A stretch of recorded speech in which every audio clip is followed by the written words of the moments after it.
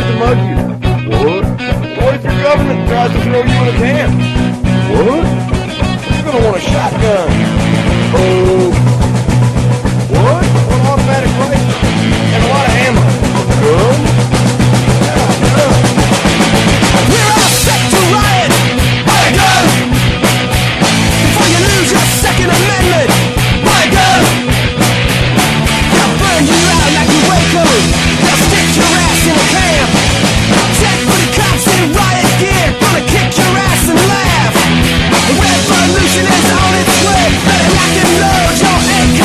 Buy a gun, buy a gun, buy a gun, buy a gun, buy a gun, buy a gun, buy a gun. Before you wish you bought a gun. Buy a gun, buy a gun, buy a gun, buy a gun, buy a gun, buy a gun. Before you wish you bought a gun.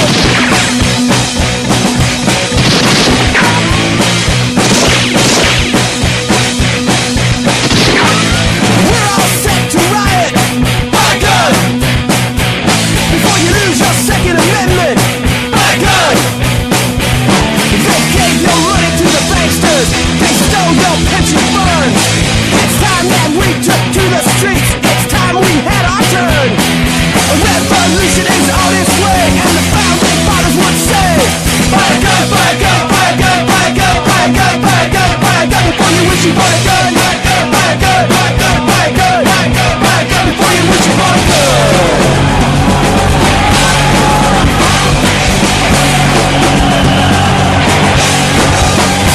You got a riot in the streets. Revolution's not clean and neat. You got a riot in the streets. Revolution's not clean and It neat. is Tuesday. We are live. This is PrimerTime on UCY. And I don't quite rightly care if it's constitutional or not at this point. I think the call just dropped. No, I think we're still good, Michael. I got you. You got me? Oh, that's cool. Yeah, I got you, Nick. I guess so I don't care if it's constitutional at this point, and Skype don't care if the call goes through. What's going on with you? I'll tell you what, Skype is just having a heck of an evening. Within the last 10 minutes, we've had our call drop like 4 times. I think Skype might be a part of the Never Trump movement. Tonight is Tuesday, and it is the main night at the Republican National Convention. It's or the National Committee Convention. It's the night where they say that Trump is officially the one, and there's been a little bit of hubbub and commotion amongst the proles and the unwashed masses in this foregone conclusion. And looks to be heavy police presence outside of the convention center, but no actual disturbances yet, which is kind of unusual in this wake of sort of tragic police shootings, and frankly, it's people settling scores. So, yeah, but you know what the funny thing is that this is nothing new in terms of people settling scores. I think the big thing is that every single interaction where there's a shooting, whether it be a cop on a civilian or a civilian on a cop, this is now first and foremost front page, top of the hour headline news. Well, you know what? I'm going to have to disagree with you there just a little bit, because while it was top of the headline news and front page coverage, once the second event occurred here in Baton Rouge over the weekend, I would dare say that they dropped the coverage of that pretty rapidly. It's no longer fitting the narrative they wish to portray, and I'd like you to compare the coverage of what happened when in Dallas and Baton Rouge. You can combine those two amounts of coverage and the time spent on them versus one school event like Sandy Hook or something. Now, I think you'll see a great big huge difference in the amount of media play, the amount of just loose rhetoric that's being fired. I mean, it's the same rhetoric, but I think it's quite tempered in the face of what's going on now, because frankly, they don't control this one. They can't say that these two shooters the FBI were watching them for 6 months and they kind of knew it was coming. And, there's no background to these guys. These guys are ex-military, and honestly, they killed cops. And not even good ex-military. These are not the people that were suggested as being the people that were mentally unhinged. Right. They've got interesting reasons for discharge and whatever. And the military is not for everybody. And but unfortunately, I have a feeling that this is going to end up playing into that unstable veteran narrative. And combine that with the well, like it or not, no matter what they say tonight, it's Hillary. And I think you got your head up your ass if you think it ain't Hillary. Well, I mean, the way I look at it is like this: is that you may disagree in a little bit, but every single shooting now is front page news. It doesn't matter if it matches the narrative in terms of who the shooter is, just to get the word out there. This is something that is directly from information operations out of the U.S. Army and Department of Defense, for that matter, in terms of getting the information first, or getting the information out to your listening audience first. Your information doesn't have to be correct, but anything that they learned from the Afghan and the Iraq war was that if you get the information out first, the enemy has to refute your statement instead of it being the other way around. And it took the Army and it took the Department of Defense a little while to learn that, because when you think of everybody that we've been fighting over the last 15 plus years, there were some things that ISAF or the Army in Operation Enduring Freedom, or whether it was our Operation Iraqi Freedom, a car bomb goes off in Baghdad, and you've got a terrorist faction saying, yep, we did it, and this is why. And then you've got, an American fighting element that has to sit there and say, well, no, actually, it wasn't this. And who's listening? At that point, the information's already out there, and CNN's already picked up on it. Well, that goes to show lessons learned all the way from Vietnam up through, embedded soldiers. And you can even take that to an extreme with a Hollywood movie. And I'm not necessarily a fan of Hollywood, but this was sort of a thought-provoking movie for me. It was called War, Inc. And the whole embedded journalism in the corporate war was it was illustrated well in that movie. So I think you're right that any shooting will make the front page to keep it up in the forefront of people's minds. And they will definitely use words like AR-15 style and assault rifle and semi-automatic and rapid fire and high-capacity magazines quite often. I think that's part of the AP style guide, is any article regarding a shooting must have those, otherwise it will not make it to print. Correct. And if you can call it a Glock at some point. Yeah, certainly. If you can hit all those bases, and then if you can reference Dianne Feinstein or Chuck Schumer or any of the other anti-gunners, you're definitely going to get published.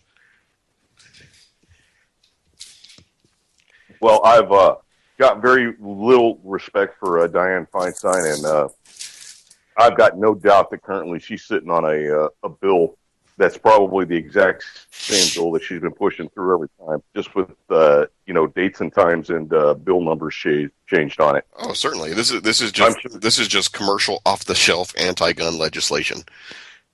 And this is an encroachment on liberty that we're almost used to from the lovely Miss Feinstein of the County Cork and the Clan Feinstein. There can be one. That's right. She is the immortal. You can almost not kill this thing. I would like to draw some attention to the RNC and some of the mess going on behind it, and the rhetoric involving the police shootings that is being played out right now. And I'd like to draw special attention to Paul Loomis of the Cleveland Police Officers Union, who in several interviews, his exact quote is, "I don't care if it's constitutional or not at this point," in response to his, or actually in an explanation to his request that the governor of Ohio grant a 3-day exception to the Second Amendment in the state of Ohio. Not an exception.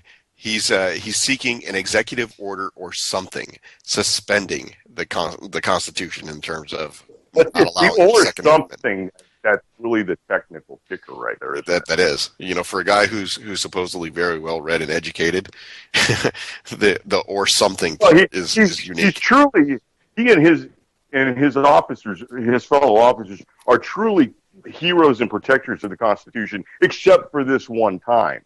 Well, see, that's the thing. I think that's where you've got something that's different between, say, a military organization whose members are sworn to uphold and defend the Constitution of the United States versus a law enforcement agency, which is not.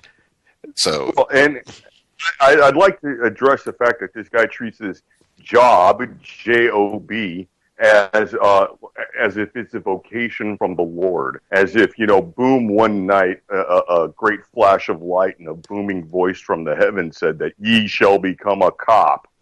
No, dude, it's the job, and you work within the parameters of the job. If you can't, I'm sure you could scan things at Walmart or something like that. Not meaning to impugn Walmart workers with an idiot of this man's caliber, but I find him to be repellent. I find him to be an enemy of the Constitution. I find him to be an enemy of the people, no matter what badge he holds, no matter what rank he holds with his little group of gang in his gang. And that's what he is. He's the head of the biggest gang in Cleveland, the police officers union. So I've got no respect for this man who wishes to step all over the Constitution and dissolve it with an executive order or something. And people may actually point to Kasich as being a good guy for, saying no to this man. Kasich did what he was supposed to do. And I'm sure if Kasich had the power, he would have totally acquiesced and done it. well, and this is the thing. I've just gone ahead and dropped it in chat, so you guys already see it in there. But that was the direct quote from Officer Loomis, and it reads, "We are going to be looking very, very hard at anyone who has an open carry, an AR-15, a shotgun, multiple handguns. It's irresponsible of those folks, especially right now, to be coming downtown with open carry ARs or anything else. I couldn't care less if it's legal or not. We are constitutional law enforcement." Now, they've changed that because he actually said constitutional. Right. So, let me finish. It says, "We are constitutional law enforcement. We love the Constitution, support it, and defend it, but you can't go into a crowded theater and scream fire." And that's exactly what they are doing by bringing those guns down here. So first and foremost, you've got the guy who is equating a exercise of your constitutional freedom, which it's nowhere in the Constitution that you can go into a theater and scream fire that is protected by a First Amendment. That's already been played out a long time ago. But to peaceably assemble and have open carry in a state that allows it, such as Ohio, there's absolutely no reason to be able to request of the governor to do something that's outside the purview of his office. So, yeah. Well, in the many interviews that this man has given, he's played to the emotion. It's a trying time for the police officers, and think about the family. And this opens wounds that haven't quite yet been closed for all the families of the past and expired officers, and blah blah blah. And I'm sorry, quit. Get a different job. This is you're not tied to this legally. I mean, you should be tied to this legally, but they always manage to get out and foist the burden back onto the taxpayers. This is not a vocation from God. This is not a Supreme Court appointment. This is not an elected position. Well, the interesting thing that I see in all of this is that the individual who he is probably a sworn peace officer, within his state or locality, in addition to being the head of the police union. You don't get to be one of those unless you're, prior to being an officer. So, he's probably done some time on the street. He's probably been in some places that aren't so great. He's probably been in a situation or two where he had to worry about, hey, am I going to make it home safe tonight? Cleveland's a rough town, just like many other, continental cities in the United States that are run by people of a certain political ideology are bad towns. But you know what? That has nothing to do with the Constitution being relevant or not. That has everything to do with bad governance and decades of bad governance. So obviously, and not only the bad governance, it's also, there's many things to do with the economy and the education, the opportunities available in that town, and honestly, you reduce opportunities, you will increase drug use, sales, violence, the whole 9 yards. I mean, it's a complete package. Well, so the thing that I'm getting at is that for this individual in a city such the size as Cleveland is, that probably has a significant amount of crime, you would think that he would be welcoming the opportunity to have people who are legally exercising their rights to do so. It's very rare and at any of these Second Amendment demonstrations where folks who have attended are exercising their right to open carry or legally carry in accordance with their state laws, it's very rare to have a shooting or very rare to have a disturbance involving those who are peaceably assembling. It's more likely, on the other hand, to have instigators that are coming from the opposite side of the argument, trying to instigate some type of action or incident to where somebody falls out of line. And that really hasn't happened. Well, I'd like to direct you to the second link I sent you regarding this guy, the non-CNN link, the archive link that I sent you. And just a few paragraphs down from where he states that he doesn't care whether it's constitutional or not at this point. He goes on to state that many concealed weapons carriers are not on their medication. Yeah, so that's one of those things that that's the misnomer. What's one of those things that you have to answer in terms of your application or when you're applying for a concealed carry permit. So that's one of the things that not a lot of people are on some kind of medication. So yeah, this is the argument that he's making it an issue. And this is a man who states he's a staunch defender of the Constitutional law. Yeah. I'll tell you what. That's your next FEMA camp commander right there. That's who that man is. Yeah. So self-admittedly, he's a Second Amendment guy, but I don't think you can claim to call yourself that if you're asking for a suspension of a constitutional right just because there's a Republican National Convention in town. Well, and honestly, he keeps using it'll make his job easier and it'll make it safer for his officers. I'm sorry, sir, you didn't sign up for safer or easier. If you'd like safer or easier, you can go and apply at Jenny's or something like that. Yeah. You can't fix the stupid in some people. No, but the problem is they're trying to push the stupid onto everybody else. And sounds like you're talking about Black Lives Matter. Yeah, so let's discuss this Black Lives Matter thing right now. I believe this movement is not only shooting cops, but shooting itself in the foot. And the most recent shooter, I'm not going to give credence to his name, apparently used a Tavor rifle in 5.56, also had a Springfield XD in 9mm. And so do we call also out the horrible Israelis and Croatians for their supplying these firearms? Just wait, there's more. And he had an AR-15 for backup in his vehicle. So who would go for a Tavor instead of an AR-15 right off the bat? I'm not necessarily a fan of the Tavor. I mean, I see it's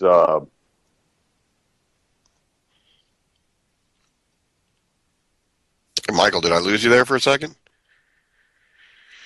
Oh, goodness.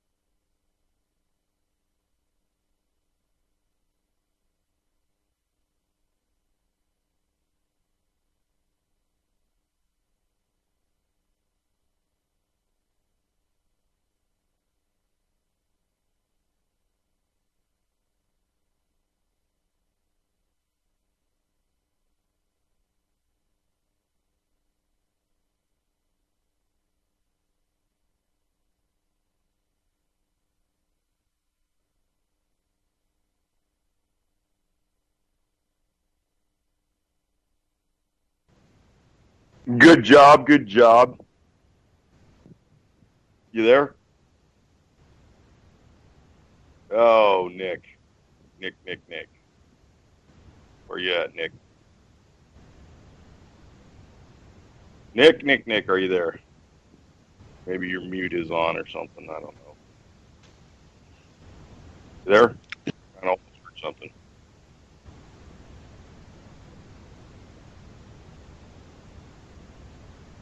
Try us again, Nick. Yeah, Hey, there, you got me? I got you now. Okay. We're having a heck of a time, like, with Skype this evening. I don't know if it's the weather. I don't know if it's the, if it's just the connection. But it's one of those evenings where even my beer tastes good.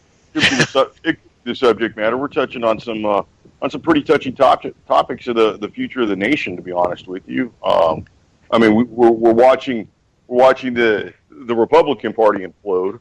We're watching the Democratic Party basically elect Satan, and Yeah. we already know that the election's a foregone conclusion. We know that Satan takes this one in a very, very close match. I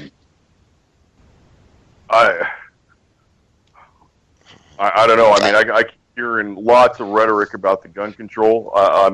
We can look at California, which is kind of a barometer for the nation, in the fact that anything that happens in California usually starts moving to the rest of the country within 10 years. And we've covered the gun apocalypse that's going on in California, which really has some seriously draconian measures. I mean, it's got an ammunition background check. And there's some legal maneuvering going on behind the scenes to counter that. How do you feel about that, Nick? Well, California prides itself being a state that is the most forward or progressive state in the nation. You think about it, they've given us everything from emissions standards to lead standards to, all the myriad of gun control measures that are now law in that state. And, it's only a matter of time before that type of thinking gets exported to other states. And the reason is because the lawmakers in California have destroyed their state's ability to remain competitive economically, as well as in terms of job creation. People leave the state in droves, and I can tell you that a very few times in my life that I can remember, being truly excited about moving. One of them was leaving California. The second time was leaving California. If that gives you any clue. It's one of those things that I like to think that California is a wasteland. And you went to a war zone one of those times, didn't you? Yeah. I was definitely more excited to get there than to stay in California. Yeah. So California's just, I guess, is almost the harbinger of doom. It's the canary in the coal mine. The call for the Australian-style gun confiscation is rising. We've got a special shout out for our Canadian listeners. It's not just limited to the United States. The RCMP has declared that any magazine or any sort of feeding device for the Ruger 1022 larger than 10 rounds is now considered a prohibited device. Right. So this doesn't sound like this has gone through their parliament at all. It sounds like this is just an edict from the Royal Canadian Mounted Police. And we're actually pulling this information from the news source Caliber, which is the Canadian firearm magazine, and it was published today. And basically what it says is the Moncton Fish and Game Association has just learned that all large capacity magazines, more than 10 rounds for the Ruger 1022, are now considered prohibited devices under the Firearms Act. So, this is one of those things that, Moncton, you have some experience with Moncton. Canada is a developed nation, but there's a lot of rural hunting lands out there. And Moncton is a very wooded area. It's a small metro area. Comparatively to any American metro area, for sure. And there's a lot of outdoors activity going on there. And you would think that with the restrictions that they currently have, such as needing to maintain your firearms at your local police department, calling your police department in order to let them know that you intend to go use it, checking it out at a predetermined time and notifying the police department when you've arrived at your location, and then calling them that you're departing and when you arrive back to them to turn your weapon in. That's a very restrictive firearms policy, I would think. I didn't realize it was that restricted. That's that actually comes like not owning a firearm. That's like renting one. Well, not only renting one, but renting one in the sense that it's your property, but it's not. So when you think about it, I mean, I get this courtesy of a former colleague of mine in NATO. He's a former Canadian tank commander who I worked with for a period of about 3 years in Germany, and he's a hunter, and he has moved strictly away from hunting with a firearm to bow hunting, just for the sheer fact that bows and arrows are not regulated in Canada like rifles are. I wonder what the Canadian regulations. I'm not super familiar with them, but I wonder what they are regarding a black powder weapon for cap and ball. I don't know, but most states in the United States seem to consider black powder or cap and ball as ancient type firearms. Right, they're primitive. I think is the correct terminology for them, is primitive firearms, and they're less restricted. Right, they're non-firearms. Well, see, that differs from state to state, because in a state like Virginia, you have still you can be a minor or a felon in possession of a firearm if you have a black powder rifle. So and if you've been previously convicted of a felony. With regards to the previous judgment by our illustrious Governor Terry McAuliffe restoring felons' rights independent of any kind of judicial review. So, the whole thing, and the reason why I bring up Terry McAuliffe is that he is a Clinton disciple. He is the one who managed the White House visitors bureau that rented out the Lincoln bedroom. Look for him, as his term of governor is ending here in the next year. Look for him to have a very prominent role in the Clinton administration. He may just very well be the gun reclamation czar, and I've spoke of that. Almost humorously, but I don't joke about it by any means. I do believe that she will release the violent offenders from the immigration camps and from the prisons. She will put them in uniforms, and those are her. That's the jobs program, to give the unemployable a job. Well, and that's one of the things happy to kick in your door. When you think about Terry McAuliffe as a opponent of gun control, he actually angered quite a few of the gun control crowd when he sided with the NRA and vetoed some of the moves by the Attorney General Mark Herring to deny reciprocity for concealed carry. That was a unilateral decision by the Attorney General of Virginia, Mark Herring, to rescind reciprocity, and the governor vetoed that. So you have basically somebody that the governor had appointed as the Attorney General, and then basically vetoed his move to control the rights of persons to transit with firearms in between Virginia and other states. So I don't think that he earned a lot of friends, and I think he was playing the political game there. And that's one thing that you'll see coming up as the election season starts to heat up and go forward, is you're going to see who's going to waver on gun rights and the Second Amendment, and you're going to see who stands true. I think they will all waver on gun rights. I don't think there's truly anybody that's really going to stand all the way for it. I mean, honestly, they're all bought and sold. They've either got the gay blackmail on them, or they work for Goldman Sachs. Yeah. I don't think there's a one of them, save for a very few who aren't directly in the pocket of honestly the new world order. And I don't mean that in a joking way. I mean, it's I'm talking the Soros color and season revolutions are in the United States right now. This is the plan. These are the people that knock over countries, and this is the way it's been done since 1917. Yeah, well, and it wasn't just in 1917. That was just the first big one. Yeah. You also got to take a look at why were there certain folks from a certain Middle Eastern nation in China in 1911. That's right, and you really start looking back at those people don't necessarily have a tie to that Middle Eastern nation. So I hate to say it, but there's a meme floating around with Diane Feinstein where it says, "Your weapon, Glam, surrender it now." And yeah, I truly believe that's exactly what they mean. There's no joke in that. There's no being snarky or funny about it. She's absolutely 100% serious about it. Mr. and Mrs. America, turn in your gun. Yeah, well, and funny because she at one point was a concealed carry holder. She was a licensed concealed carrier in the state of California after she claimed that her husband had received death threats, and it was good enough for her, but not good enough for you. Who's her husband, by the way? Do you happen to know who he is? Go ahead, illuminate for us. Husband of Diane Feinstein, a man named Richard Bloom, head of Coldwell Banker Ellis Real Estate. He's the man who is liquidating American post offices at pennies on the dollar with those properties going to his buddies. Well, if you're not cheating, you're not trying, right? That's right. That's the way to make it in America today. Yeah. So. Well, I just dropped a link down in chat.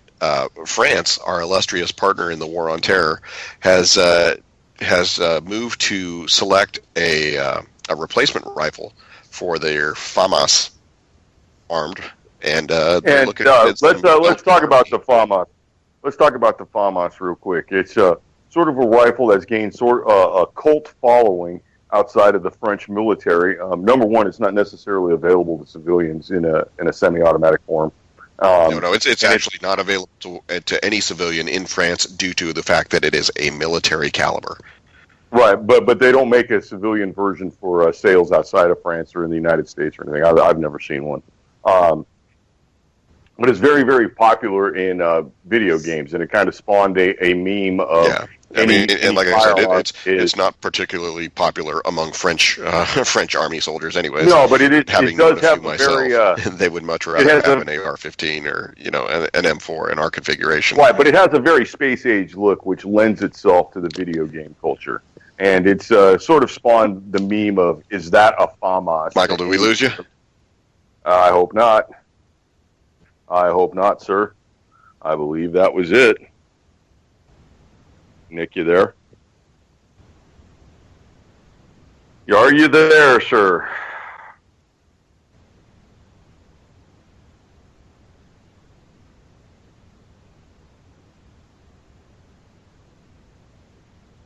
Hey.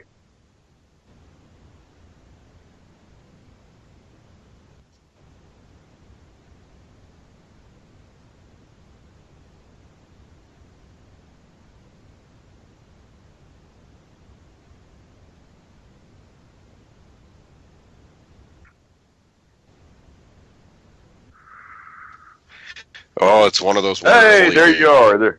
There you are. Yeah, like I said, it's one of those evenings where nothing's going to go right. Well, and adding to the woes of the Canadians who we just discussed for things not going right, we can throw in a little bit of the rock star blues at the Canadian border. Guns N' Roses detained at the Canadian border for a firearm in the tour bus. Of all the bands to be locked up for guns, you would think Guns N' Roses would they kind of know they're coming for them. Right. I mean, like outside of a rap band, I mean, it says it in your name, guys. You're going to get searched. Yeah. Not only are you going to get searched for you're not only going to get searched for drugs, you're going to get searched for guns.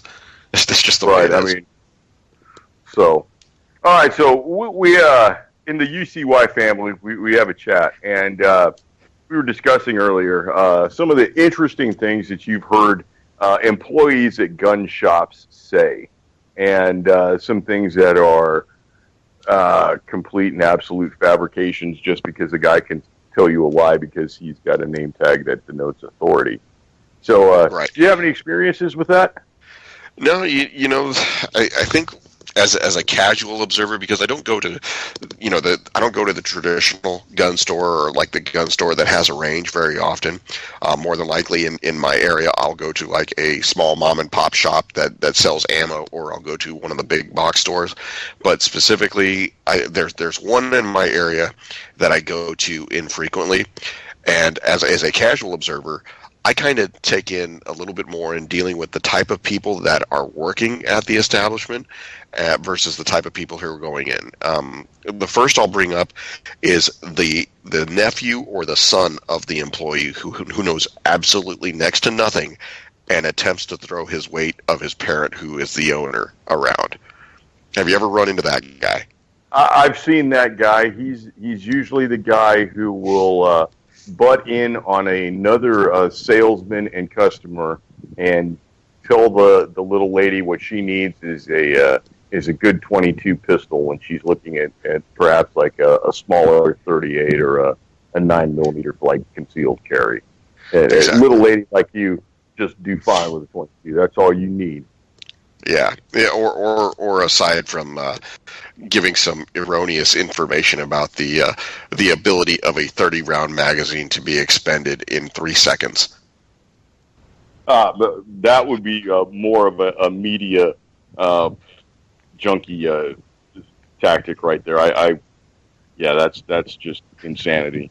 One of the more recent ones that I've come across was a younger employee at one of the big box stores in my area, and it shall be the big box store that I always refer to, was telling a customer that the manufacturers are moving away from the production of 22 long rifle, and they're moving more, and 22 Magnum, and they're moving more towards the 17 HMR and the 17 Mach 2 because it has more knockdown power, and that's what the consumer today is looking for. More knockdown. So they're kind of phasing out the 22 and moving everything to the 17 Mach 2 and the 17 HMR. I found that to be utterly ridiculous and a complete fabrication on that guy's part. Would you agree? Yeah, some people just like to hear themselves speak just so that they can eventually try and come somewhere close to a half-truth. They figure the more times they throw the fishing line in the water, the sooner they're going to get a bite. And that kind of goes along with the guy that says that the Glock 17 is named so because it holds 17 rounds. Yeah, there you go. Really good news for the Glock 43 owners. Yeah, in the subcompact variety. Well, right, the single stack Glock 43 with 43 rounds in that itty bitty magazine. Right. Yeah. So one of the customers that I've ran into is the guy who is seemingly leading or attempting to get an individual to purchase a firearm, and then realizes at some point that individual is not a citizen of that state. So, for example, go into the local gun store to look up some small arms parts for an AR that I was building, and in walks an individual who goes right to the counter and tells the employee, "This is what she wants. This is what she needs. She's got cash in hand. She's ready to buy." And the guy says, "Okay, fine. Let's take a look at some identification." And she produces an out-of-state driver's license. And he's like, "Unfortunately, ma'am, I'm not able to sell to you." And guy sits there with quite a bit of egg on his face. And you got to look at that one almost from a person who works in a store. If somebody comes in and is pushing a woman to buy like that, you almost got to wonder about a straw purchase. Well, and that's part of it. So, you take a look at it as A, either it is a straw purchase, or B, the guy is just a moron and absolutely didn't know what he was dealing with and presented himself as something that he's not, which would be probably a knowledgeable person on how to deal and purchase firearms. Something else I found, and especially regarding the sale of firearms to women, is the urge to push them to a smaller framed handgun, which may not necessarily be the right choice for a beginning shooter. A smaller frame handgun is going to have significantly more recoil, more noise, more flip in the hand, more feel, and especially in the more effective calibers, 9mm, 380. I'd say 38 and maybe even 357. I think if you're going to go with that for a first-time shooter, a medium frame or a larger frame weapon would be good for that. I think you don't necessarily work up to a big gun; you work down to a small gun and a big caliber. Yeah. Well, one of the last people that I'll give you the example of is the individual who has made a purchase and has decided to, make the purchase in store, gone home after talking with friends, has figured out that he's paid too much in store, and tries to come back to get a refund on a part that he's already attempted to install, with visible sign of, some ill-advised Screwdriver attempt at using a tool. There you go. Screwdriver marks, and, the good old channel locks along the side of the knurled knob. See, that's another good one. Yeah, or the Magpul, the high density polyethylene that has been gemmed with a screwdriver and trying to get it to fit into place. Right. I see a lot of that. A lot of those items after they get denied the return at the gun shop or at the big box store, and usually the big box store might even take a return on that, except for they're not real big on taking returns on firearms parts. Yeah, no, absolutely not. Any big box store that I have has like a zero tolerance policy for any kind of returns on firearms, and certainly none for ammunition. No, ammunition is, and that's actually with good measure. I've seen a store that did have a return policy and picked up a box from there, and there was a bullet that was not in the caliber of the box specified, like somebody had switched it out or something, and maybe took it home, dumped them, and then put them back in the box, realized they weren't the right kind, and that could cause a problem for somebody who's not aware and not paying attention to what's going on, and that creates a liability for the store. It could create a liability for the manufacturer. I mean, I'd almost think that the manufacturer would specify in the terms of its sale of its product that it is not sold secondhand, and there's once it leaves the retailer's control that it doesn't come back. Exactly, So it's a severe liability issue for them. Right. So I see you got some input there for about the Magpul backup sites, and that's kind of an interesting topic. Are you seeing anything that's coming with built-in iron sights anymore?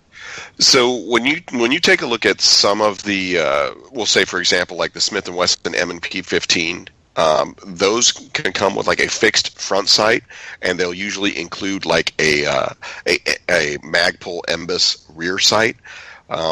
In terms of getting something that's fixed, you would probably have to go through and make your purchase with that as a option from the get-go. Most times when you're purchasing, whether it's a DPS or DPMS Oracle or any of these optics-ready type carbine rifles, they'll come slick. So they will have a low-profile front gas block that is not attached to like a front sight post, which is the A2 style. They'll go ahead and leave that up to you. It's another way to save money for the manufacturer. Yeah, it's another way to save money, and you've got also a whole industry that's popped up to support that lack of service from the manufacturer. I frankly feel. I think once you pay $700 for a rifle, it should shoot straight out of the box. You should not have to go and spend another $139 to make it accurate. Well, and I'm going to drop a name in chat. Basically, there's a company called Maytech that makes a adjustable elevation rear sight aperture, and this is graduated out to 600 yards. So at different elevation, or known distances, you can make a manual adjustment to it, and you can take your AR-15 that is readily zeroed for 300 yards, and you can turn that into being able to hit 600 yards just by adjusting the elevation switch. So that's something that I have in my M Forgery. Like I said, I have this one set up with the exact exception of having the select fire capability, for what I used in Iraq. But when I've gone to the additional other ARs that I've built, I've gone with the Magpul Embus, and I haven't been disappointed at all. But one of the things that the consumer has to be sure that they're doing is that you have to know what the price is for these, and you're within a few dollars either way. You're going to have to know that the Magpul rear sights, rear and front sight together, you should not get for anything less than $80. If you're getting it right, if you less find than it for $80, $19.99 on Amazon, it is a Chinese copy. It is not only a Chinese copy, or you might see something that has Magpul Embus PTS. And the PTS is basically means this is a site that is set up for simulation or training. This is not something that is going to withstand actual use in a firing rifle. Does it, that would be the equivalent of an airsoft version? Yeah, exactly. That would be the equivalent of an airsoft version. And what Magpul will also tell you, and it's included in their product information for the front sights, is that Magpul front sights are not supposed to be used atop a front gas block that is like low profile with a Picatinny rail attached to it. The heat from that will melt that front sight.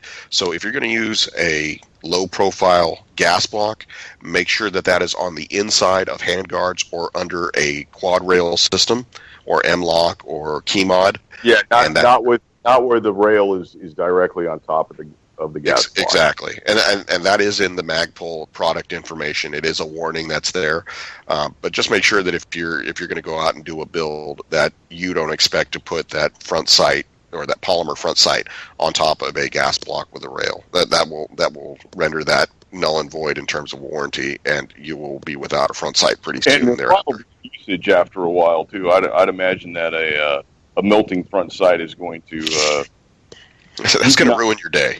Accuracy, so to speak. Yeah, that doesn't help at all. So one of the things that I saw a mention of a 303 Enfield from Brother Cracker in chat. One of the things I wanted to talk about, we kind of alluded to it in terms of talking about the 8mm Mauser and the 30-06. It's a caliber that has military origins, but is starting to see a resurgence as a hunting round. What do you think about the 303 Enfields?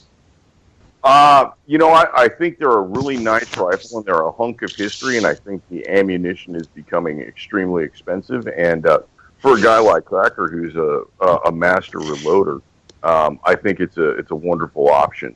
For the average shooter just getting into the game, no. It's a little bit big, it's a little bit old, it's pricey on the ammo, and replacement parts are few and far between and kind of can become pricey.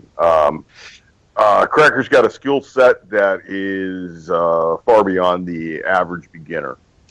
And he's entitled to stuff the other people can't use, to be honest with you. There you go. So, it's interesting because I actually see different editions of the Enfield at some of the gun shops in town. So you're talking about a rifle that has been in service as a short magazine from 1907, over 100 years, and it's still doing the job in terms of a capable hunting round. And it has been rebarreled into other calibers, and I'd almost think that rebarreled into a more common caliber, it could be quite viable. I think in the 303, just with the amount and the availability of 303 and the cost, it kind of pushes it out. But there was an Australian company a few years ago, AMA1, I think was the name of the company, and they built SMLEs in 303 that had been rebarreled to 7.62 by 39, and that was a pretty interesting option at a time when there wasn't a bolt-action 7.62 by 39 available. And they probably got about 1,000 of them out and exported to the United States before the company folded. So that was pretty much, for me, that was where my interest in the 303 kind of ended. I'm not discounting the rifle by any means. It's just the availability of the ammo just isn't there anymore. And the same with the 8mm, Exactly, and I think that if you can, online you can always find it. It is produced. One of the things that I think that a lot of people are drawn to the Lee Enfield is that, number one, it was one of the first repeating rifles with a 10-round capacity.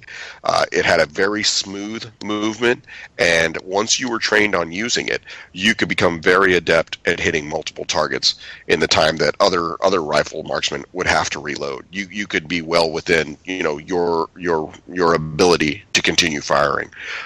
it's got an extremely long service life. You know, we're talking all the way from before World War I to currently going on in Afghanistan. You know, you just don't get that kind of longevity and service life in a lot of rifles these days. You know, it's very rare to see anybody using a 30-06 Springfield, you know, in an armed conflict these days. So I would think and to be fair, that wasn't necessarily a rifle that was exported to a third world nation, you know, in their rebel quests for, you know, corporate dominance and whatever. So I think you're looking at with the fall of the British Empire, you know, a lot of their weaponry did get into other hands, and quite honestly, I think you're seeing that right now with the American Empire. There's a lot of photographs out there of ISIS members with M4s. Oh yeah, and you know those guys are formerly the Sunni Awakening Council and the Sons of Iraq that we outfitted with those to fight the Shia militia back in 2006, 2007. So, you know that's one of those ones that the best bad guys. Exactly. So, you know, we don't give a lot of the old military the military arms their due, but you know when it comes to, we talked about the 8mm Mauser, we talked about the Springfield. You know, we didn't really get into the Lee Enfield, and that I think you could rightly call it the grandfather of the modern repeating rifle. I would say of the modern military repeating rifle, absolutely, yeah. It definitely changed the way that military operations were looked at in the firepower of the individual soldier. I mean, one of the drills was the mad minute, and it was to see how many rounds you could fire accurately within a minute. And and due to some of their forays into South Africa, they had to employ that. Right, but I mean, in World War I mean that was a common drill, and I mean it was not uncommon for a soldier to be able to put out like 25, 26 rounds in that mad minute. You know, so that's two magazines, 2.5 magazines in a minute's time. So that's pretty good firepower right there for the time. And I mean, what's the magazine capacity of the German equivalent, or you know the German? Right. So the 8mm Mauser, which was comparable, was 4 or 5 round internal box magazine.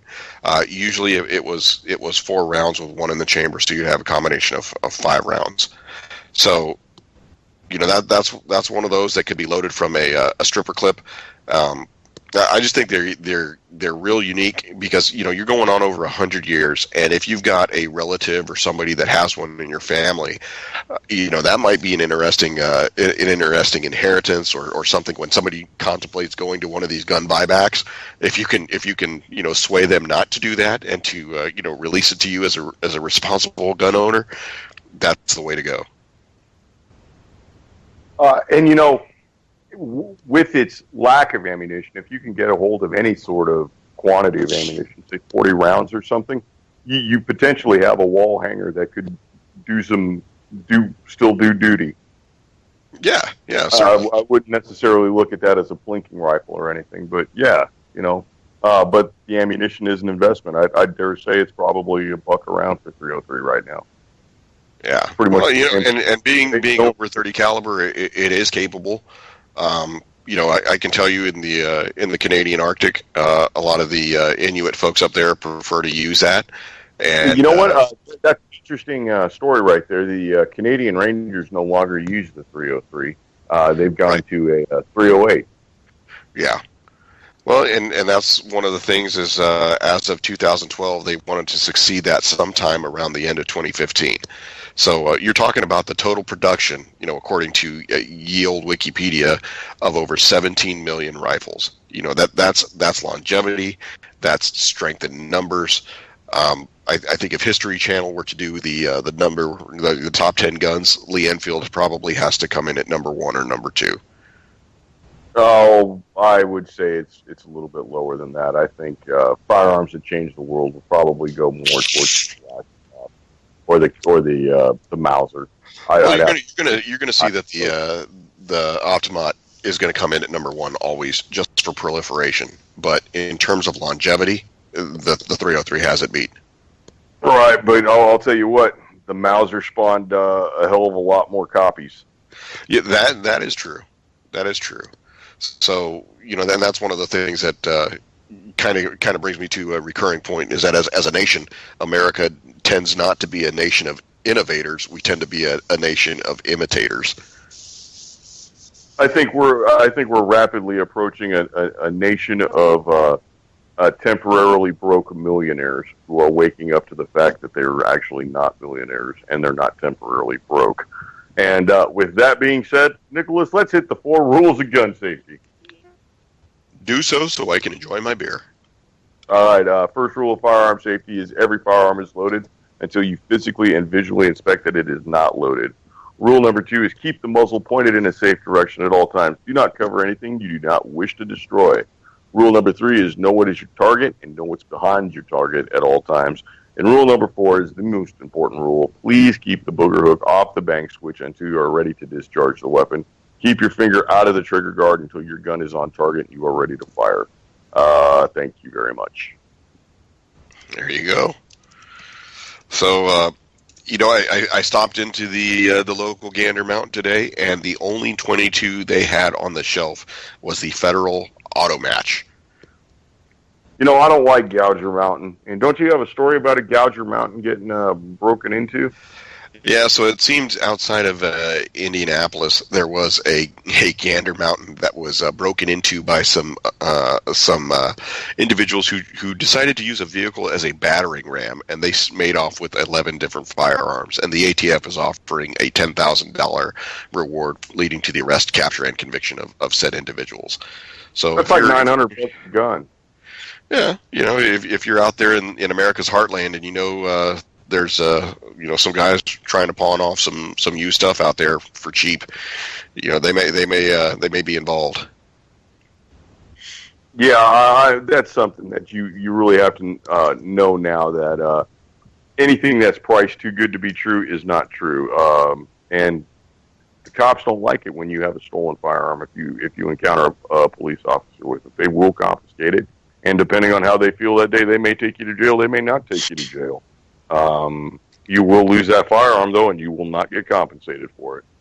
So, that's something to be aware of. Yeah. So, you find a $200 Glock out there, that's not necessarily a good deal. That could be a setup. That could be a hot item. And be aware of the $20,000 50 cal BMG that's out there for sale too. Yeah, that was courtesy of Texas Gun Trader. Right. If it doesn't say anything about the NFA rules that apply to a firearm like that, be kind of leery. Yeah, definitely. That I wouldn't say that that's a setup, but that's a setup. Yeah, I believe so. Yeah, I've seen other high-end clad stuff on that website before, and I'll tell you what, everybody's very they're very specific about saying that all NFA rules apply, and if you're not ready legally to buy it, don't even contact them. So yeah, that one was kind of sketchy. Yeah, I mean, hey, all it takes is one time to reel somebody in, and you got another front page story, right? Right. So it's not all that uncommon to think that's a sting operation, or somebody who is actually trying to skirt the NFA. The ATF and all over that one. And I'll tell you what, you get into something like that, NFA violations, they'll start counting links as individual weapons, links for a belted, and you'll end up with 20,000 years in jail or something like that. But you just got to get yourself killed. No, that's us. All right. We tried. Thanks, everybody.